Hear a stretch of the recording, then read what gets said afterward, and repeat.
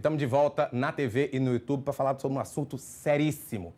A Lei Maria da Penha, o instrumento legal mais importante que a legislação brasileira tem para proteger as mulheres, ele completa hoje 20 anos. Essa data ganha ainda mais peso porque a gente está no Agosto Lilás, que é o mês de conscientização e combate à violência contra a mulher, um esforço que tenta frear violências que eu e meus colegas de imprensa, infelizmente, noticiamos todos os dias.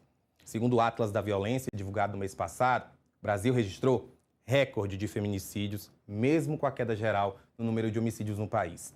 Para falar sobre os 20 anos da Maria da Penha e sobre os caminhos para proteger mais as mulheres, eu recebo a docente, pesquisadora de violência de gênero e cofundadora do Instituto Maria da Penha, Anabel Pessoa.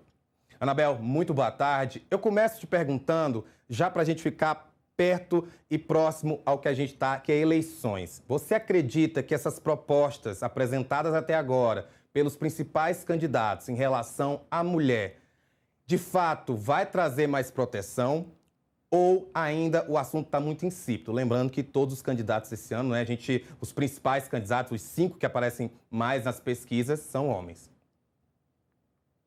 Boa tarde a todos. Claro que essa temática ainda ela necessita sim ser amadurecida, principalmente pelos nossos políticos, principalmente pelas políticas públicas. Então, por mais que nós possamos ter proposta, ainda se precisa ser efetivada, chegar na ponta de lança. Então, vamos acreditar que ainda temos uma certa estrada para poder amadurecer a efetividade da Lei Maria da Penha, que hoje completa 20 anos, apesar de 20 anos, mas nós estamos ainda, de uma certa forma, a passos lentos. A gente falou aqui desse dado, que é o recorde de feminicídios, mas, ao mesmo tempo, eu queria que a senhora pudesse sintetizar como, depois desses 20 anos, a Lei Maria da Penha conseguiu mudar a vida das mulheres brasileiras. É interessante, essa pergunta sempre é feita. A gente precisa entender um pouco e situar de uma forma histórica, a gente precisa entender isso. Antes da lei, nós tínhamos situações que briga de casal, briga privada, ela não tinha o envolvimento do Estado. Quando chega o juizado especial, ela passa a ser simplesmente o agressor ser punido com cesta básica, com aquele velho ditado que a briga de casal era resolvida com cesta básica. Então, com a Lei Maria da Penha, tá, nós passamos a ter um marco legal e um divisor de águas, onde se passa a ter agora, né, uma preocupação, né, legal, né, referente aos crimes que aconteciam com a mulher. Porque antes nada referente aos crimes que aconteciam de lesão corporal, homicídio, referente à mulher, não era visto, né, como algo direcionado às violências domésticas, né? Então, com a lei, nós passamos a ter as medidas protetivas, que é um marco, né, que a mulher agora ela tem algo para proteger, retirar ela daquele ciclo, passa a ter delegacias especializadas, juizados próprios, e o próprio feminicídio, né, o crime de feminicídio como um crime autônomo. Agora, isso tudo dentro do espaço da lei, né, mas precisando ser efetivada, que é isso que nós combatemos e falamos, que precisa da efetivação da lei. A lei é considerada a terceira melhor do mundo, mas ela precisa ser efetivada. Então, ela só consegue ser se o Estado, né, o gestor público, realmente entender o que precisa ser feito em relação à sociedade. Como a gente disse, o Atlas da Violência está mostrando aí um recorde de feminicídios, mesmo com uma queda geral nos homicídios. Isso é um sinal de que existem mais denúncias ou, de fato, infelizmente, a gente tem visto mais homens violentos cometendo esse crime? Vamos lá. Né? Nós vimos que o Atlas da Violência, ela diminui a violência na rua, mas dentro de casa ficou praticamente parada na última década. Então, passa a proteger espaços públicos e continua a falhar no espaço privado, que é exatamente onde a lei deve agir com mais força. Então, isso mostra que a gente está mais preocupado em punir do que prevenir. Então, quando passa a se preocupar com os espaços públicos, redução da violência através, né, de outros organismos combatendo o índice, né, da redução de homicídios, mas o feminicídio aumentando, a gente precisa parar e analisar o porquê disso, que na realidade a gente percebe que precisa-se ainda tratar a violência que está dentro de casa. A gente está vendo essa lei fazendo 20 anos, a gente vê a importância que essa lei tem, a gente vê o quanto a violência contra a mulher se tornou um dos discursos principais dos candidatos à presidência da República, mas, ao mesmo tempo, há todo um movimento tentando diminuir a importância não só da lei, como a própria história da Maria da Penha. Como é que você acredita que, a partir de agora, além do papel, obviamente, importante da lei, a gente pode reforçar a história de Maria da Penha e a importância de termos essa lei protegendo as mulheres para que as pessoas entendam a gravidade, né, da situação que a gente vive em relação ao feminicídio? Veja bem, eu gosto muito de voltar à lei. A lei, ela tem o pilar da punição, da prevenção e da responsabilização. Desde que a lei surgiu, né, com os grandes índices que existiam e que existem, a preocupação sempre foi punição.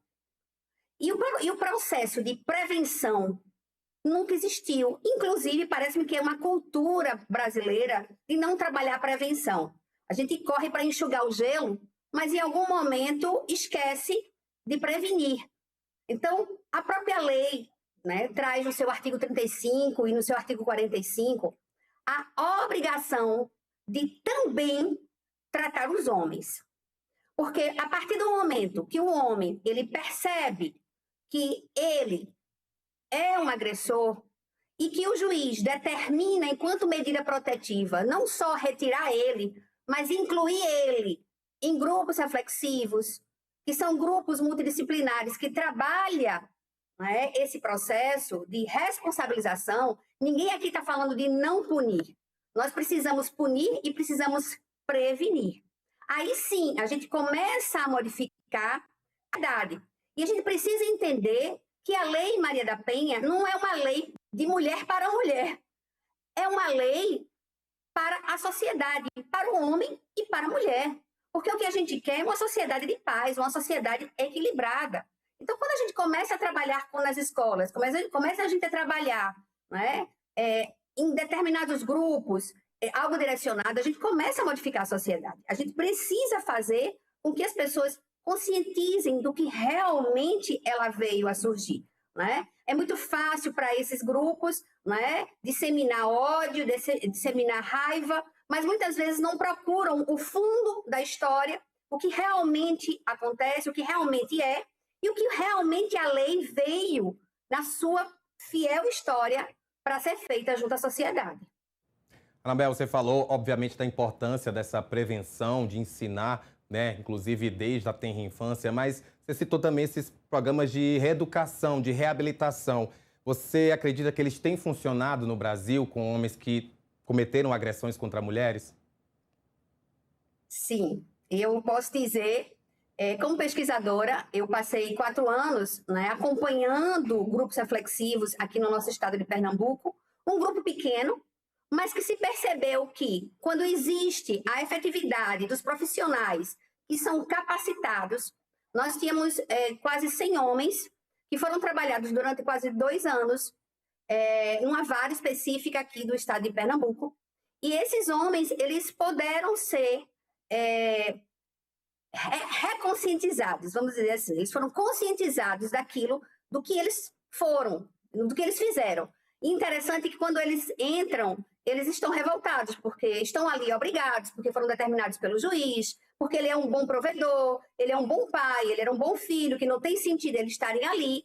Mas ao passar do tempo, foi percebido por eles mesmos que certos comportamentos eles agiam sim, né, como agressores. E eles se reconhecem como isso. E foi percebido, né, o comportamento deles inicial e depois de um longo tempo nesses grupos reflexivos.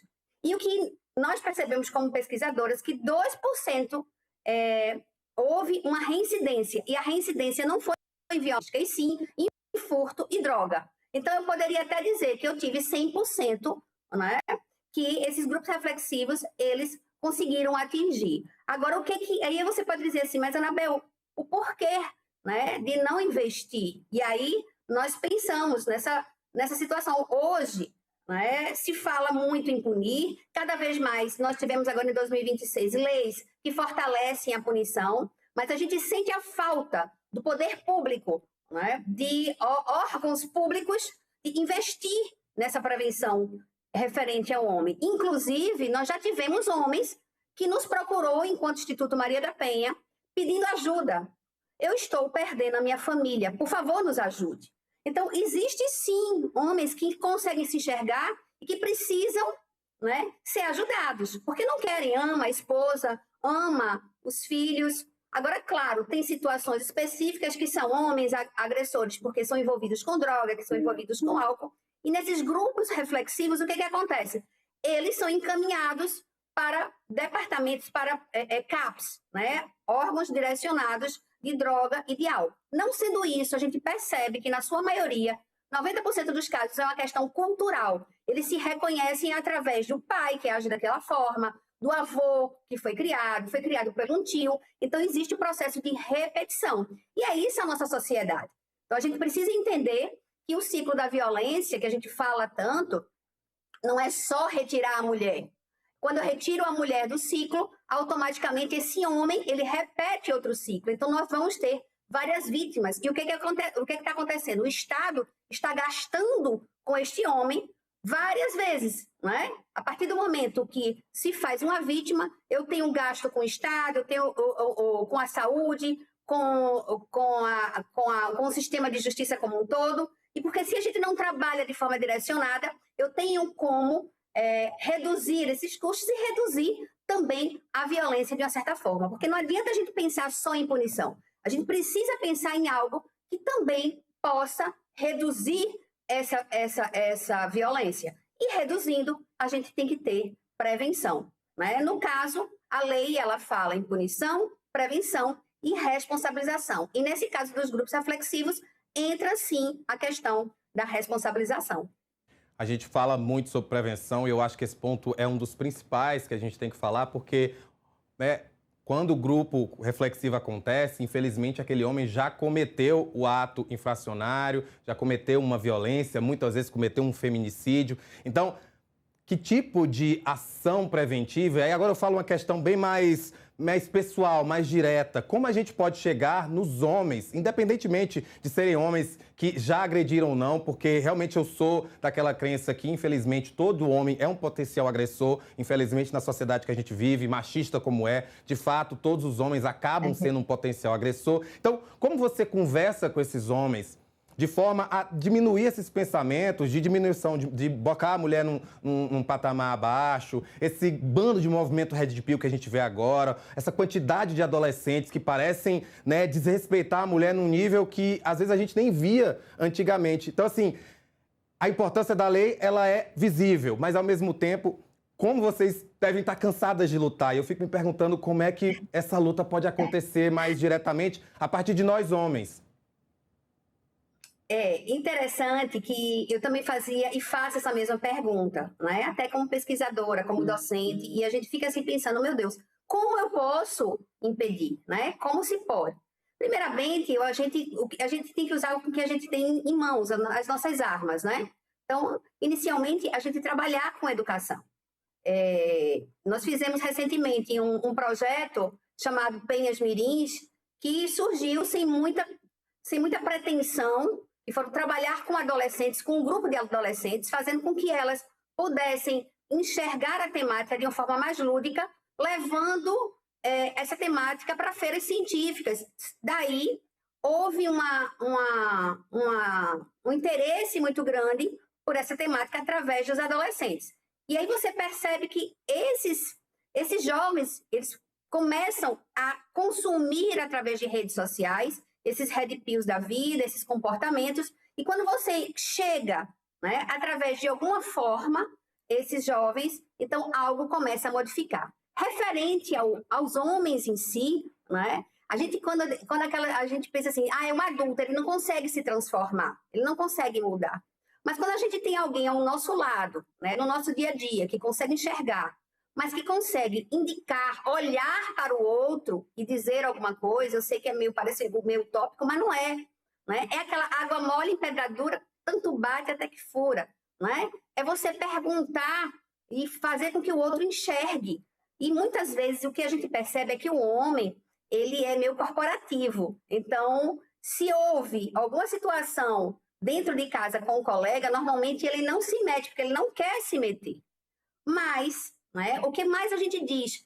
Não é que não se meta, mas encoste. Diga para o colega, cara, não está legal, você não fez certo com sua parceira, você não está fazendo certo com sua família, você está desconstruindo sua família, você está destruindo ela. Então, se todo homem tivesse um pouco de consciência ou procurasse ajuda, a gente também ia ter um processo de melhora na nossa sociedade. Mas eu ainda acredito no processo da educação de base, que a gente ainda sente falta nas escolas. Muitas escolas, principalmente de rede privada, elas não permitem entrar com esse assunto, né, como se fosse intocável. Não se pode falar nesse assunto. Então, a gente precisa, sim, trabalhar esse conteúdo, porque esses jovens é que vão repetir essa violência enquanto adulto nas suas famílias. Então, a gente precisa ainda insistir nesse tipo de conteúdo. E só para a gente finalizar, você acredita também que nesses 20 anos de Lei Maria da Penha, as mulheres também estão mais conscientes sobre as violências que elas sofrem? Não necessariamente que chegue numa gravidade de uma agressão ou mesmo de um feminicídio, mas você acha que hoje em dia há mais consciência entre as mulheres também de que eu não aceito isso, não aceito esse comportamento e vai sim denunciar e mostrar ao homem que ele não pode fazer esse tipo de ato? Veja, consciência, eu acho que a gente ainda está um pouco longe, né? Mas a informação hoje, ela é muito maior. As redes sociais, ela permite, né, com que essa informação chegue a ela, mas a fazer com que ela enxergue que aquilo ali é com ela, ainda tem um lapso aí, ainda tem uma lacuna ainda a ser dita, né? Mas já se chegou a muitas que a gente nem imaginava. Então, ainda nós temos ainda um processo de construção. Eu acredito que melhorou, são 20 anos. Muitas já relatam quando nos encontram a Penha e agradecem por esse processo, mas outras ainda se sentem sem se enxergar, né, nessa situação. Então, temos ainda muita estrada para ser construída. Anabel, muito obrigado por estar aqui com a gente, falar desse assunto importantíssimo. Infelizmente, como a gente falou no início, quase todo dia a gente está aqui noticiando crimes contra as mulheres, violências de gênero, mas, enfim, vamos todos continuar nessa luta, homens e mulheres. Muito obrigado. Obrigada e boa tarde a todos. Agora a Metrópolis fica por aqui.